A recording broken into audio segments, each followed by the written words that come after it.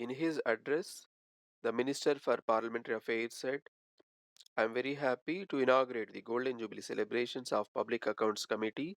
You are aware that until we framed our own constitution and brought it into force, elections to our legislatures had been based on a restricted franchise. Till then, our legislatures were not representative bodies in the true sense, even though a form of responsible governments was introduced in the provinces under the Government of India Act. The responsibility was not present at the union government. Thus, the parliament at the center did not have any real control over the executive as it has under our constitution. In a parliamentary system, the government functions in a broad way, and there will be public scrutiny on all its actions. The test of responsible government is the harmony between the legislature and executive. In order to ensure this harmony, Parliament has several ways and means. One such most important device is the committee system. Out of various parliamentary committees, the Public Accounts Committee and Estimates Committee and Committee on Public Undertakings exercise Parliament's control over executive. These three committees together form permanent vigilance cell over a wide area of governmental activities. They bring our faulty or departmental mismanagement and therefore become effective instruments from the exposure of waste and inefficiency. I would like to caution that these committees should not go into details of minor issues. The committees should not function in such a manner that should not kill the enthusiasm of the officials.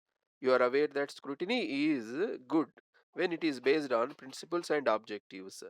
Our constitution lays down that no money shall be withdrawn except under appropriation made by law, and no money is to be spent from the consolidated fund except according to law. The Controller and Auditor General exercises control over governmental spending. The accounts of the Government of India and the states are required to be kept in the form prescribed by him. His reports are laid on the table of the House. These provisions form the very basis of the powers and functions of the Public Accounts Committee. The most important duty of this committee is to ascertain whether money is spent for the purpose for which it was voted by Parliament. With the increasing nature of work, the task of examination by the Parliament is not easy. The members of Parliament are not experts. It takes time to acquaint themselves with the machinery of government and its methods and procedures of functioning. In this regard, the close association of the Controller and Auditor General with the working of the Public Accounts Committee is significant. He provides necessary guidance regarding practices and procedures for the effective working of the committee. Our successive controllers and auditor generals have been men of great ability. I would like to pay a special tribute to the present holder of this office, who is due to lay down office shortly. I am happy to say that our parliamentary institutions have been strengthened under our constitution. So far, we have overcome one crisis after another, and on each occasion, the most important consideration which has influenced national opinion is the unity and integrity of the country. I am sure through Parliament we can find a collective wisdom of the nation as a whole, which can be considered as a true expression.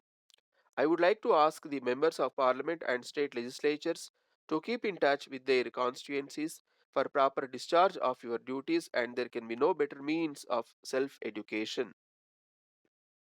A close association with those who have chosen you to represent them will alone enable you to keep in the forefront of real problems of the common people. Democracy flourishes in free debate and discussions. Last week, in my address to the Conference of Governors, I have dealt with the problems of external aggression that we are facing today from the neighboring country. It is a matter of great satisfaction that all the states, more especially on our border, have taken necessary steps to meet any contingency that might arise to threaten our national integrity. In defending our motherland, there is no room for difference of opinion. In the history of every nation, the moment comes when its people are put to the test of suffering and sacrifice in the defense of its unity and integrity. I hope and trust that the people will support the government. With these words, I conclude.